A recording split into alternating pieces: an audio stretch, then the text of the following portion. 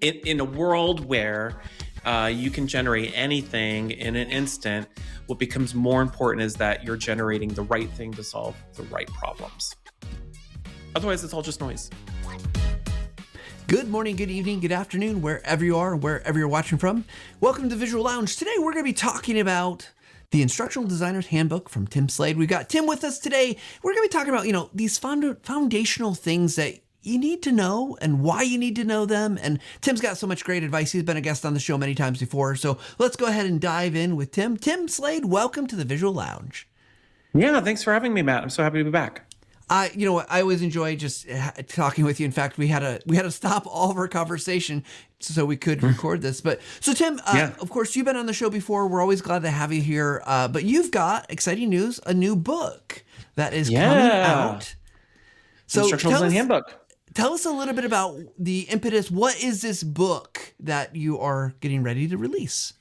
Yeah, it's really interesting. As I was getting ready to launch the book this past week, and I was trying to figure out how I wanted to market it. I was scripting out my launch video, which I only scripted and filmed like this time last week. And in that video, I was talking about my first book, the eLearning Designer's Handbook. And one of the things that dawned on me is the timing in which that book came out, which was in 2020, was the second edition of that book when it came out. And that book is all about e-learning design and development. And one of the things I realized retrospectively was that book came out at the right time. It was the right message at the right moment, because at that time, if everyone remembers, in 2020, it was the pandemic. Everyone was going virtual. Everything was about e-learning. And that sounds like really intentional on my part. It was not intentional that I released an e-learning book during that time. And then I realized in that contrast between where we were in 2020 and where we are now, I would love to say that it was intentional, but it's not. This book, I feel like we're in another one of these moments in our industry where we need a book that or a message that kind of can help ground people and remind them what the core and the spirit and the soul of what instructional design is about. Because right now, like, AI has muddied the waters in so many different ways.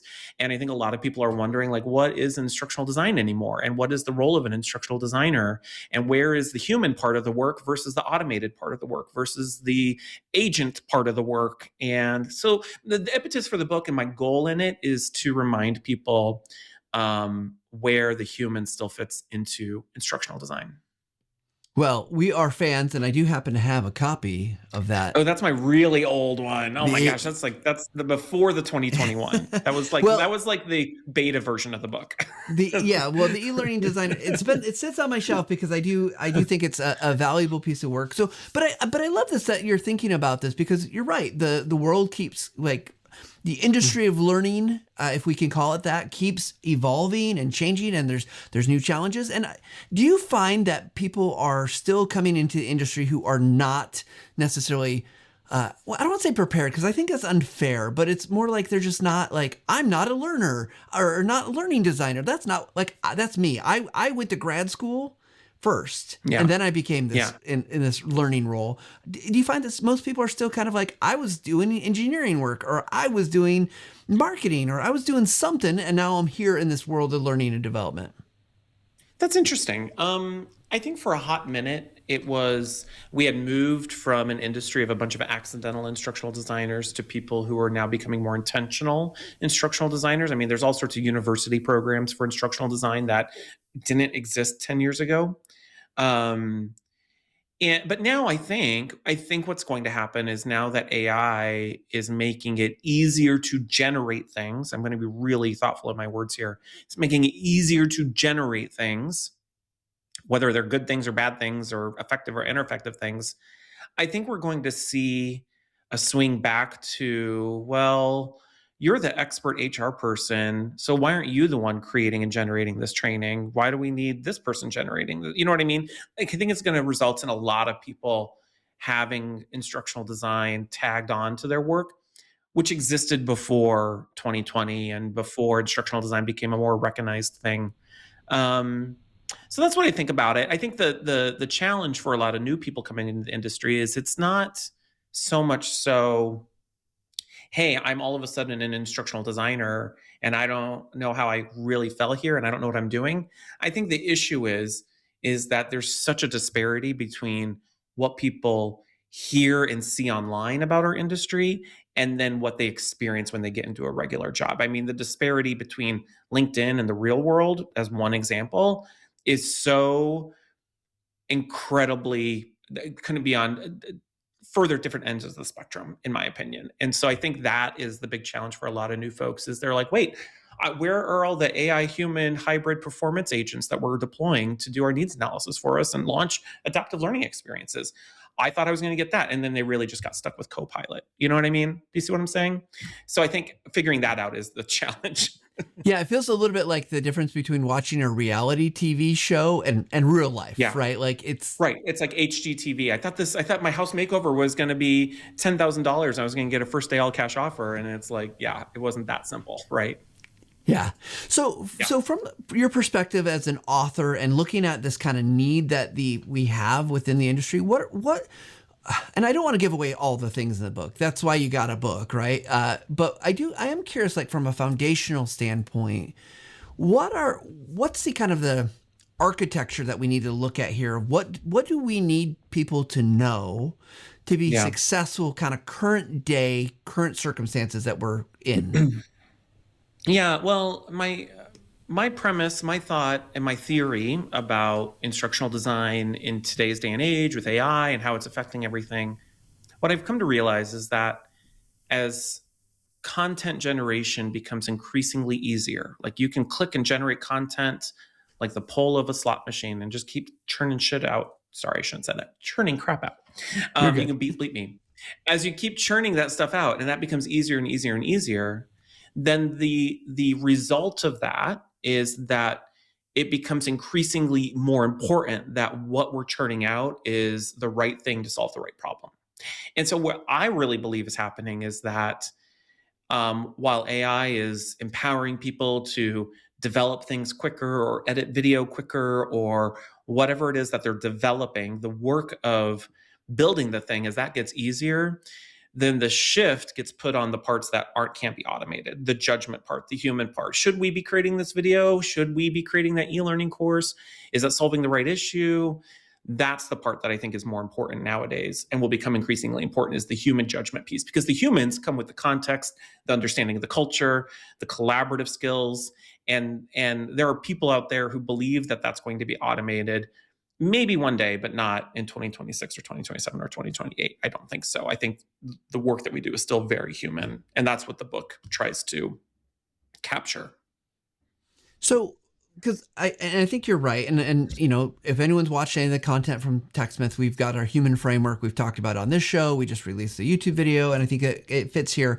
But it does feel like teaching someone to understand context is really hard, right? Because my context of the world that I live in say the organization of TechSmith, is probably very different than the organization that Tim Slade sits in, that's just different than, you know, in your e-learning academy, you have all these folks who are also in 1,000 different type of roles, situations. So for someone who's watching this and saying, okay, I'm curious, I want to get better at that human piece of this because I see the challenges, but I see the benefits of AI. What advice would you give them to help them improve in that capacity?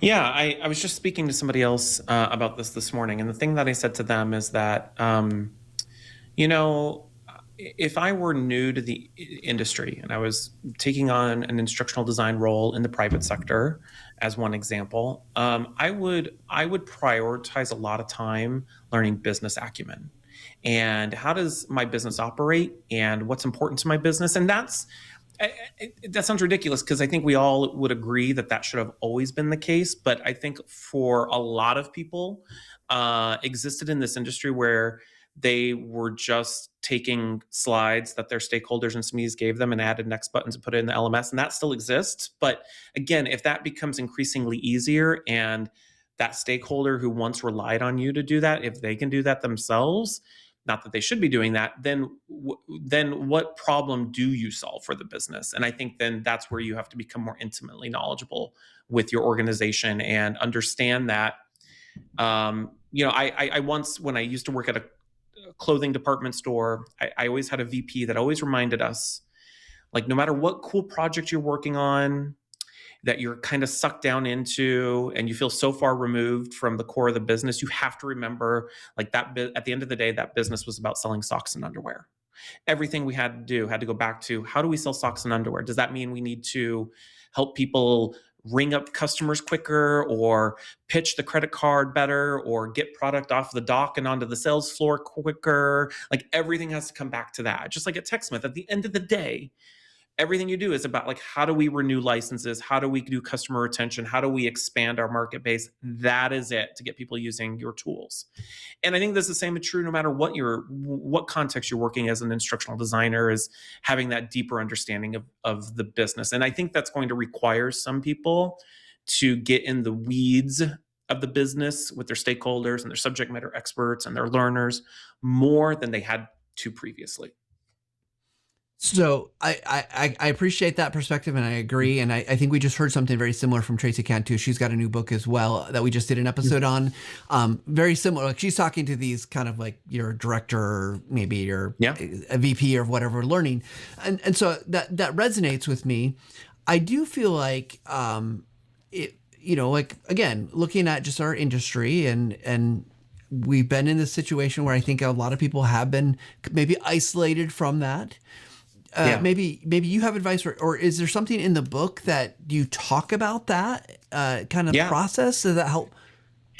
Yeah, one of the things I include in the book that was really important to me was that, you know, in the world of instructional design, I think we do a really poor job of connecting theory to practical application. And, you know, you always find people in two groups in this industry: the people who are the theorists and they're the instructional design purists and everything comes back to theory.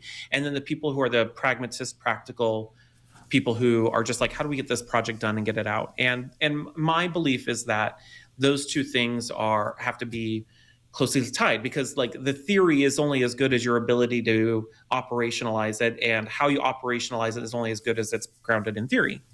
And I think the third piece of that equation is like the theory, the process, and then the business part of it. And so one of the things that I included throughout the book, as we go through each chapter and we explore the instructional design process, I have a whole case study that walks through the whole book where you follow along this instructional designer, and it goes from how do they approach a training request that maybe isn't training, or it's not exactly what they thought it was going to be. How do you do that analysis? And then how do you present that back to your stakeholder? And how do you gain agreement?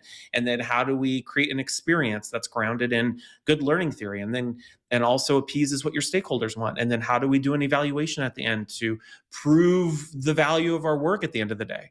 So it has this case study. And then the other thing that I have in the book is I have these little segments called examples in action. And there's just dozens and dozens of them throughout the book where it's like a mini case study that explains how what we're doing connects to the business or the goal that we're trying to achieve. Yeah. So I've got another question I want to get to eventually, but I want to ask about the book before we get to this other piece. Is, let's say I'm someone who I've been in an industry for a while. It's not like I'm new to this whole thing. Mm-hmm. What would you tell me for, like, if I'm considering like, oh, that looks kind of interesting, but I kind of feel like maybe I know this stuff. Like, what's the value for the people who maybe, you know, they're 5 years in, 10 years into their career? What are they getting out of your book?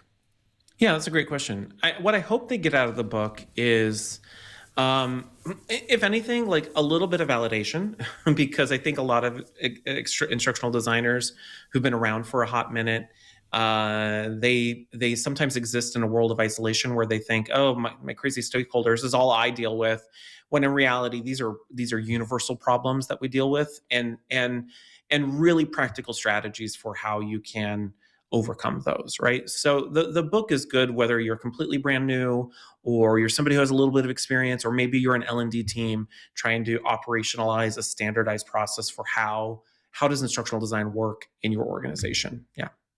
Perfect. Well, this other question I want to ask about is, you said something, you reminded me of it before we got onto the recording. I've seen your LinkedIn post. It's about this idea of connection over content. And I want you to talk a little bit about that, because that does feel like it aligns with this idea of human. So tell us a little bit about, like, what does that mean for you to have connection over content? Yeah, what I'm about to say is going to sound very anti-AI, and it's not. It's not anti-AI what I'm about to say. It's more pro-human and acknowledging that AI doesn't fit into everything that we do, I suppose. So I'm of the belief that uh, collectively, we as an industry, we as people are experiencing content fatigue, digital media fatigue to a certain extent, especially following, I go back to the pandemic and how everything went virtual and everything went remote and everything was an e-learning course. Everything was a micro learning course. Everything was online. And I feel like, again, as there's more and more content, some of which is, it could be misleading. It could be, is that real what I'm reading or seeing? Is there expertise behind it or not expertise behind it? I think what happens as a result of that is then people start prioritizing human connections. And you're seeing this. There's been an increasing demand in in-person experiences and conferences. There's companies who are now prioritizing in-person training experiences again because I think they're experiencing that content fatigue. I also think, and this might sound a little bit more AI, but I think it's an accurate read. There's a really interesting phenomenon that I think exists where it's AI for thee, but not for me. So we all can recognize the business benefit of AI. We can churn out things quicker and faster.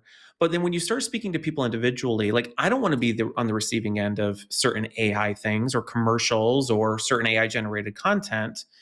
And I think most people don't want to be.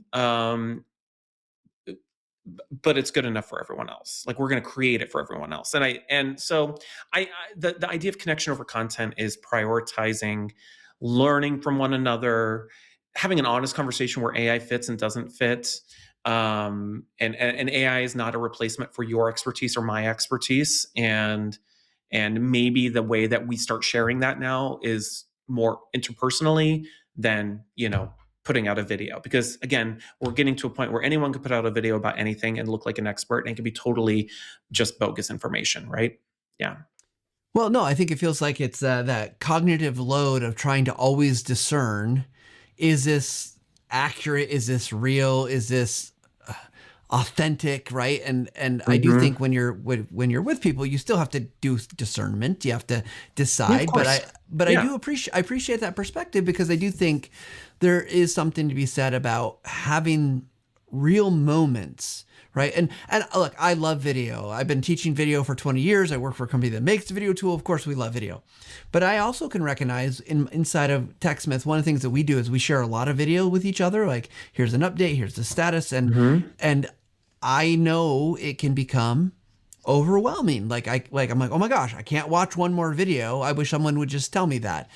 So I definitely can appreciate that, and it does feel like, in particular, if you're involved in certain platforms where it's kind of publicly, it becomes even more of a challenge, right? Because it's like just Mm-hmm. thrown at you, and then I think there's also, I'll add to what you're saying, is there's this, oh, you must be behind, or you're probably Yeah. behind.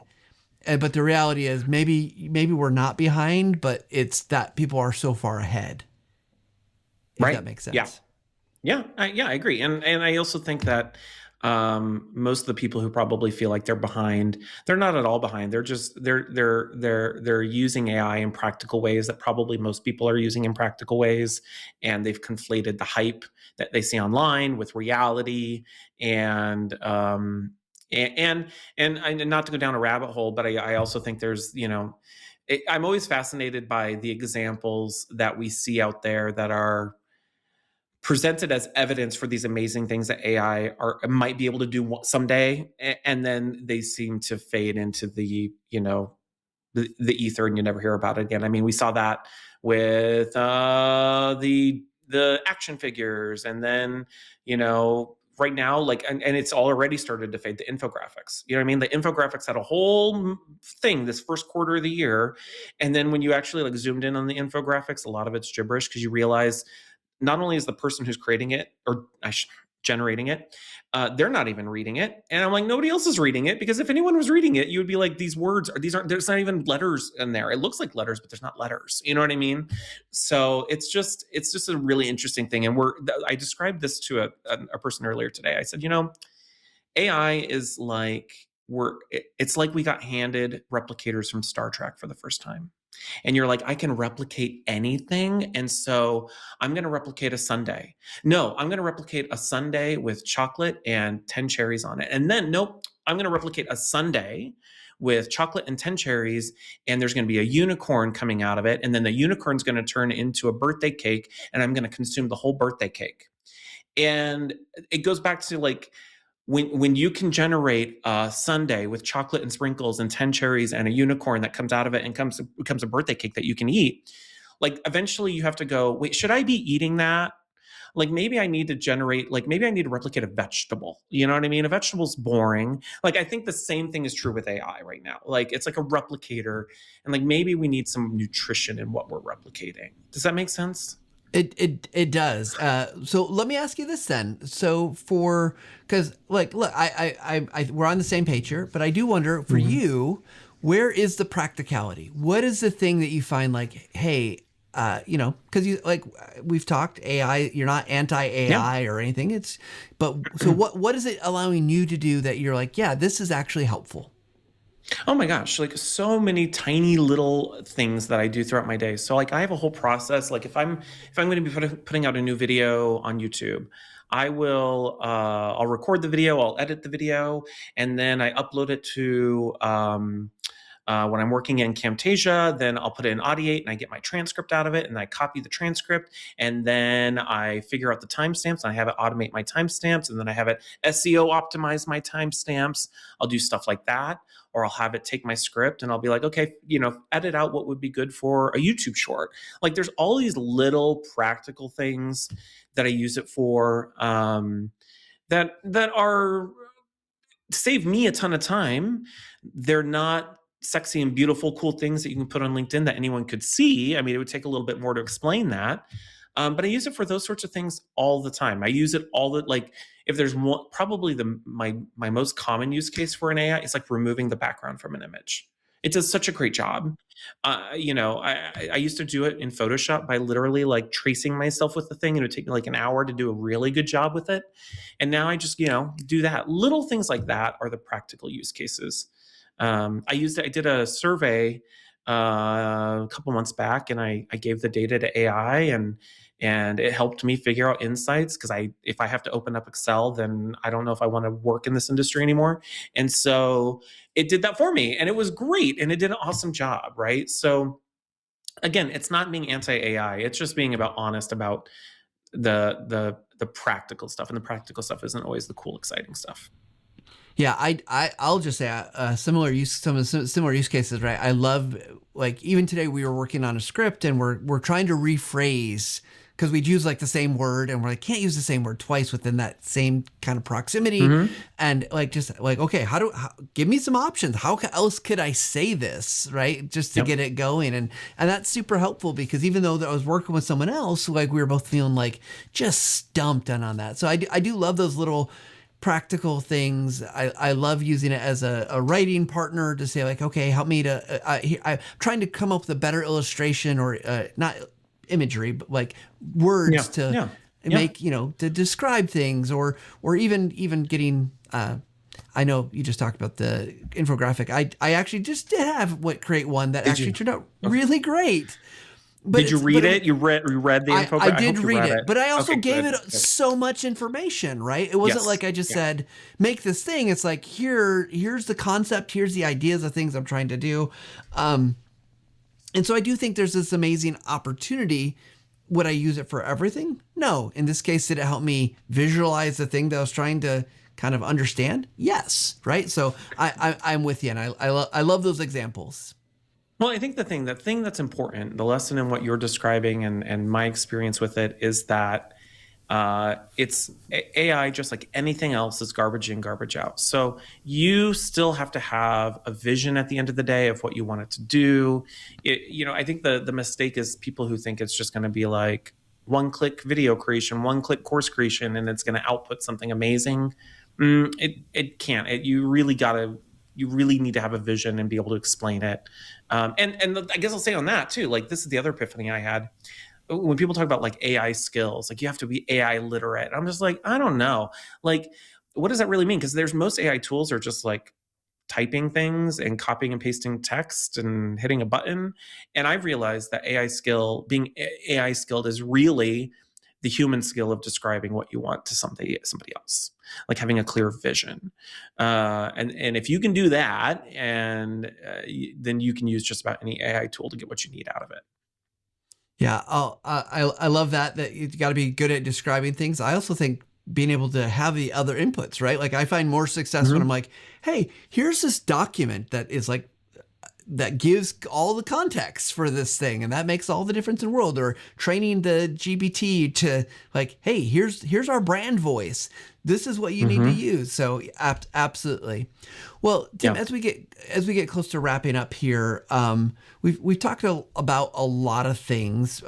Thank you for going down this rabbit hole on the connection over content. I think it's important. Is there anything else we haven't talked about with the book that's coming out that you'd like to tell us about that you think would be helpful for the audience? Yeah, I mean, the only thing I'll say is that, it's if I'm going to plug it, I'm going to plug it. It's currently available for pre-order through the end of the month, so May 29th. And for those who pre-order, I'm getting a limited run edition of the book. It's a hardcover with a dust jacket, and I'll be signing it. And so I know you guys will be including the link down below. And then for anyone who pre-orders, I'm giving 10% off when you enter TechSmith as the coupon code. So it's a great book. It's truly the other night. I've been just so in the muck with trying to get it done. The other night, I had the first opportunity to just like sit down and look at it as a thing that I created. And, like, it's like when you get a chance to like finally watch the video you edited, because you're not editing it anymore, and you get to be in awe of what you created. That's what I got to do. And it really is just the culmination of a decade and a half of really practical, no fluff practitioner information. So I can't wait for people to get their hands on it. Yeah, if it's me, I have to wait. I would be like, okay, I'm gonna put that aside, and I'll come back to it when I can have some space. Yeah. But I'm sure. What a great feeling, and congratulations to you on the book. Thank you. Beyond the links to pre-order, again, the promo code was TechSmith for 10% off. Tim, if people want to connect with you, learn more from you, you've got obviously lots of great places beyond the book. Where would you point them to? Yeah, you can check me out on LinkedIn, check me out on YouTube, search Tim Slade or the eLearning Designers Academy, or my website at elearningacademy.io, where we have our free community as well. Awesome. Appreciate it. Well, Tim, we like to wrap up our shows always the same way. We give people their final take. So Tim Slade. I'm awful at the final take. That's okay. No one's good at it, but we make you do it anyway. So Tim Slade, what is your final take for us today? I can vamp for a little bit, give you a little bit of time. We like to ask the final take because it's a chance to recap and to rethink and summarize what we've talked about. Oh my gosh, this is there are some questions that are too open-ended. You do realize that, right? So my final take is there are some questions that are too open-ended. That's my final take. There you go. That's great. We're gonna make. Thanks for having me. That's gonna be the opening of the show.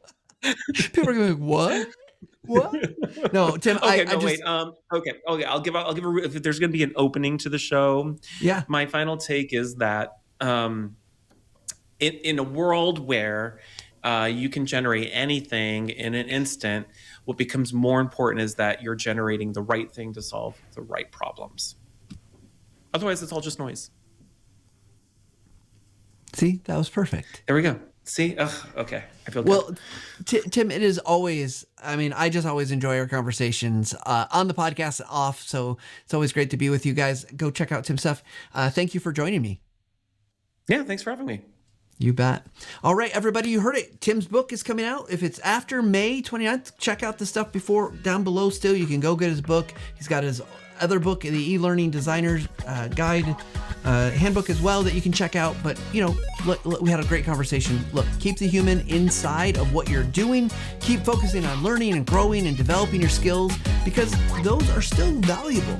Your time, your thinking is all really helpful. And part of the process that you need to do is consider is how do you keep getting better? Tim's book is a great way to do that. We hope you check out some of the other resources that are out there. A lot of great people out there that have been guests of the show and some that have not been the guests of the show yet. Always providing great insights if you want to become a better learning designer, focus in the learning development space, you want to be a better workplace communicator, whatever it might be. But whatever it is, we hope you take some time to level up every single day. Thanks, everyone.